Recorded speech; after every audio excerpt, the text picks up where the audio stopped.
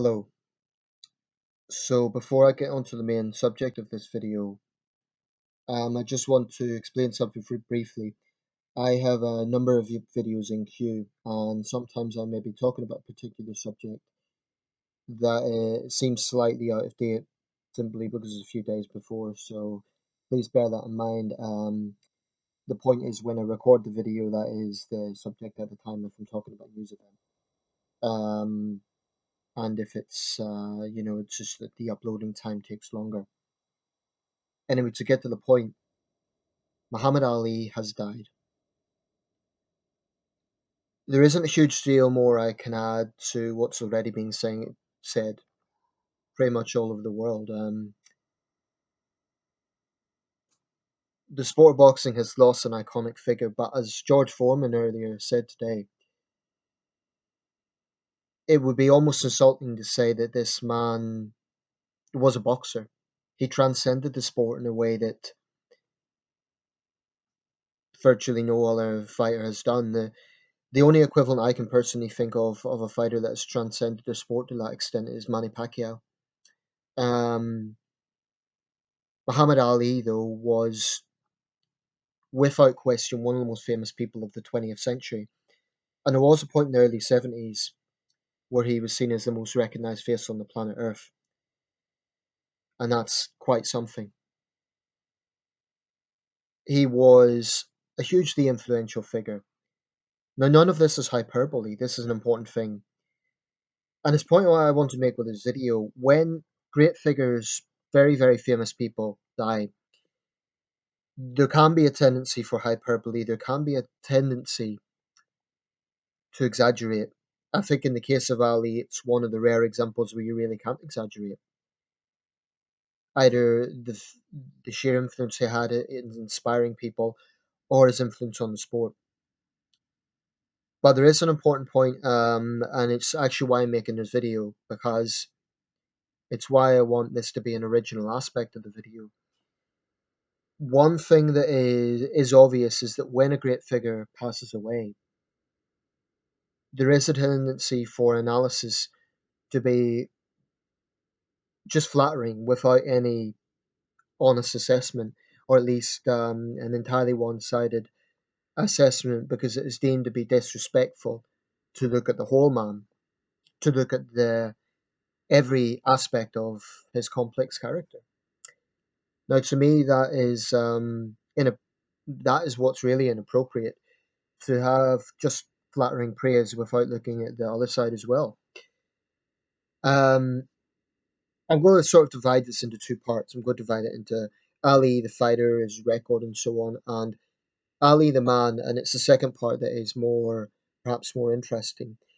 On that second part, because the first part, there's no major controversy. The second part, all I would ask is that people listen to what I say.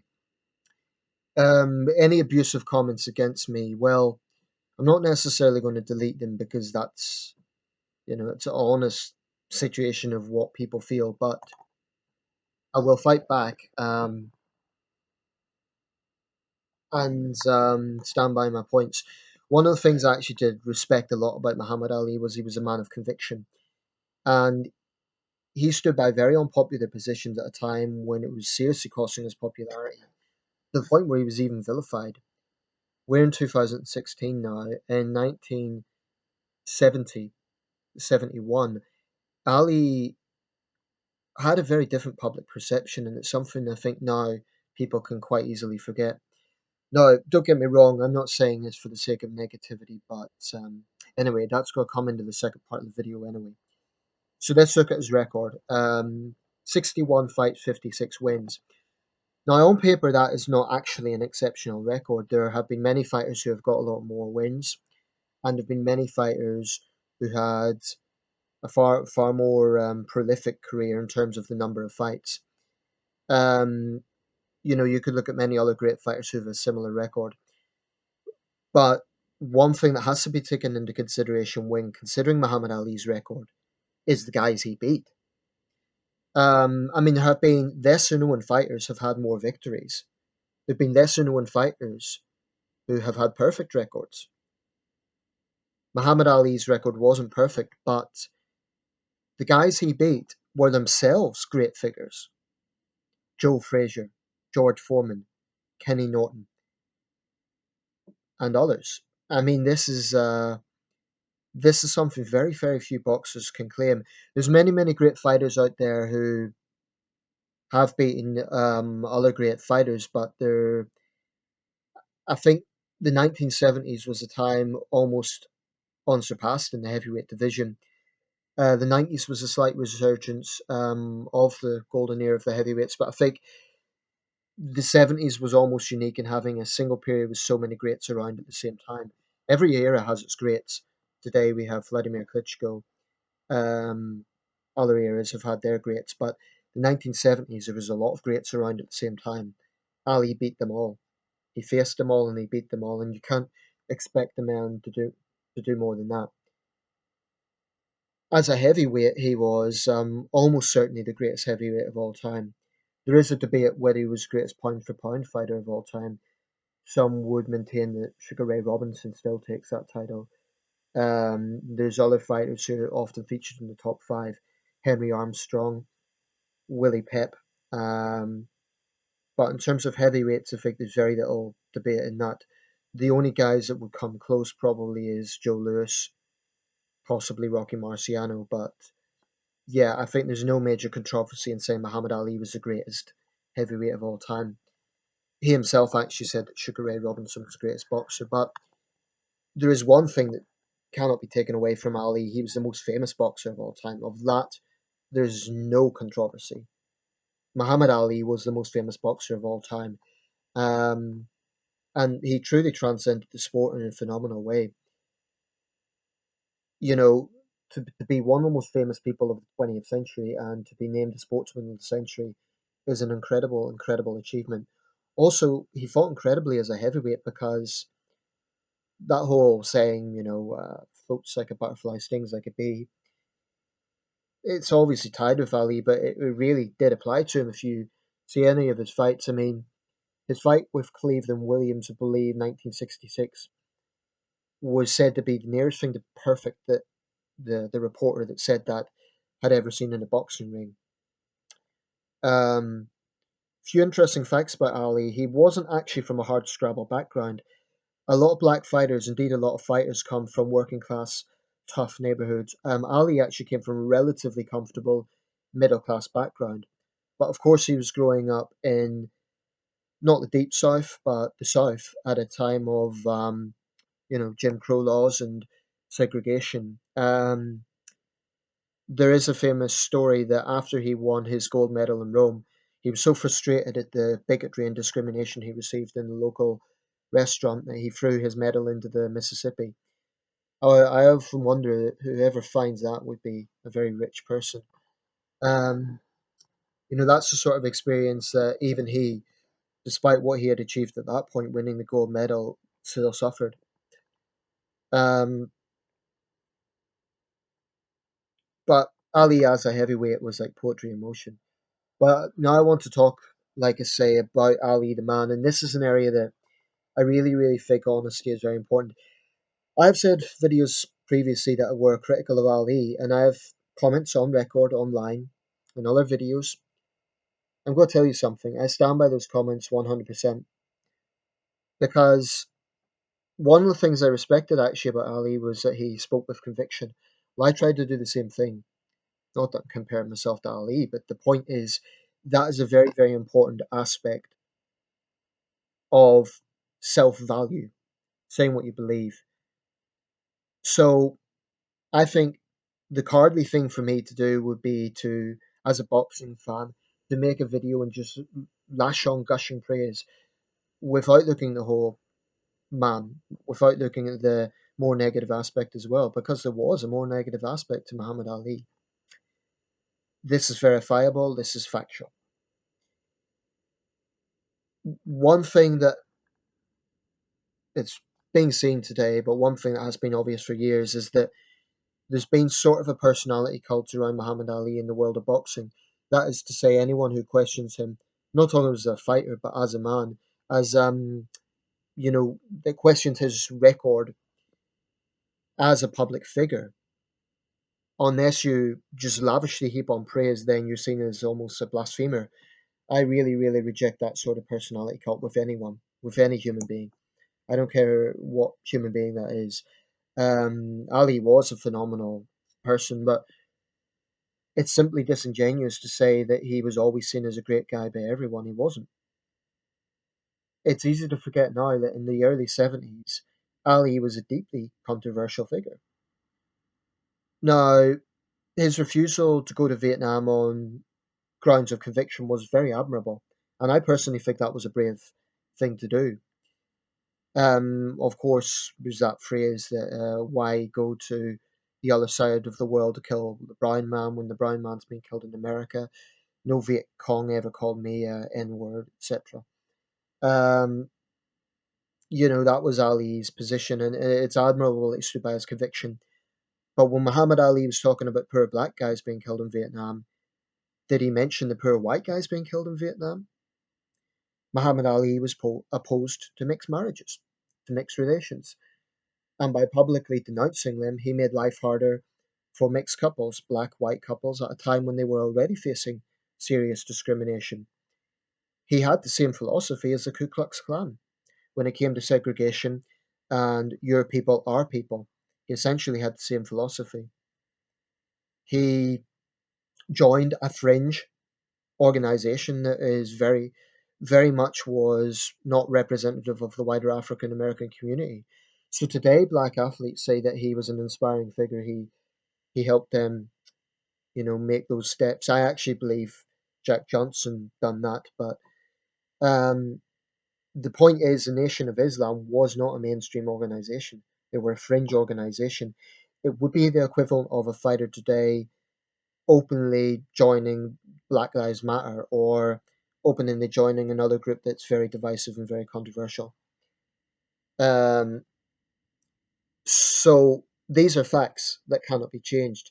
The verifiable facts, the well documented, the man himself, you know, justified his position on these things. So I stand by everything I've said on that because it's factual. And Ali was a polarizing figure. Let's just say it, he was. And I'm well aware I'm going to be denounced on my video for this, and people are going to be calling me all sorts of names. To be quite honest, to me, honesty is more important than being insincere. And if I was simply to just praise Ali without saying these things, then I would be insincere. However, one thing I would say is that perhaps I focus too much on the negative side, and I want to now also look at the other side of Ali, where he genuinely did inspire millions of people. It is true that everyone who has ever met him on a personal level, interviewers and so on, not just fellow boxers. I mean, George Foreman was completely full of praise today, but Michael Parkinson, the journalist in Britain, the presenter, I should say, everyone who met Ali said he was a phenomenal man. So I've no doubt that he had a real persona that had an influence on people. He was a passionate speaker. He was a man of conviction, and I think it is fair to point out that he genuinely did do humanitarian things. He apparently worked with children who had polio in South America. He spent a lot of his own money. Obviously, become a rich man. He spent a lot of his own money on putting money into research for dementia and Parkinson's, I should say. Um, he apparently handed out $100 bills to beggars. So this was a man who had a heart as well, who could be genuinely compassionate and humanitarian. That's very true. He could be a trash talker. He could be quite cruel at times to his opponents. There's a famous example of him going outside Sonny Liston's house and calling him a big ugly bear. It's one thing that's forgotten. I mean, today trash talkers are frowned upon in the world of boxing.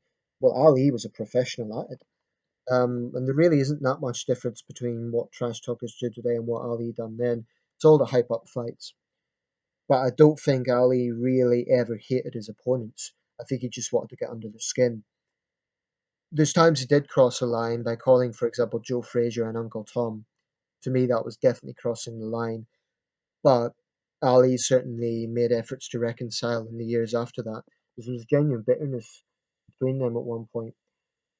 I mean, Joe Frazier sort of saw it as backstabbing because when Ali had been suspended, he done his level best to persuade the Boxing Board of Control and even the United States government to reinstate Muhammad Ali.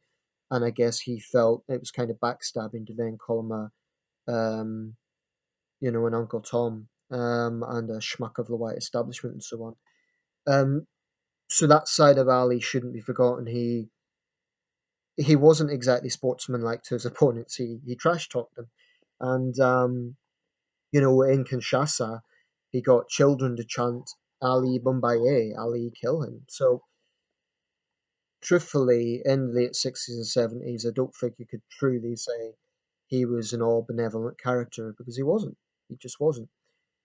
Um, but I think you can never ever downplay or denigrate someone's influence when they have such a big influence.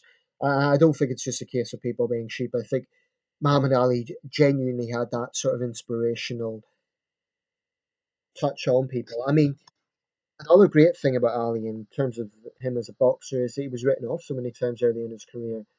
He was seen as too mouthy, he was seen as too cocky. Prior to the fight in Kinshasa, there was fears for his life. He absolutely, you know, transformed the predictions of all of his critics. Recently, Tyson Fury has more or less done the same thing, and likewise, Tyson Fury has a big mouth. I'm not for a second suggesting Tyson Fury is Muhammad Ali, but just making parallels in the world of boxing. Ali originated all of this, and for all those reasons, he is a towering figure. So I'm going to round it up here. I'm sure there's other things I can say. There's been responses from all over the world. Even Irish president has made a statement. David Cameron's made a statement. The Obamas have made a statement, very personal statement. Um, Figures from the world of sport, from the world of politics. It's you know, I think deaths like this really are. 2016 has been a terrible year for public figures passing away. We've had David Bowie, Prince, Alan Rickman. There's been a lot of figures that have passed away. Boutros Ghali, the UN's former UN Secretary General. Um, this has been quite a big year for public figures passing away, but Muhammad Ali will never be forgotten. He's just a huge figure, and no one who has an interest in boxing can ignore the legacy this man had and influence this man had. And I don't think that's hyperbole. I think that's absolutely the fact. But I stand by everything I've said because it is a verifiable fact. I will say though that I think post 70s Ali done a lot more to be a reconciling and unifying figure. So we'll say that. Um, and people will say you need to look at the context of the time.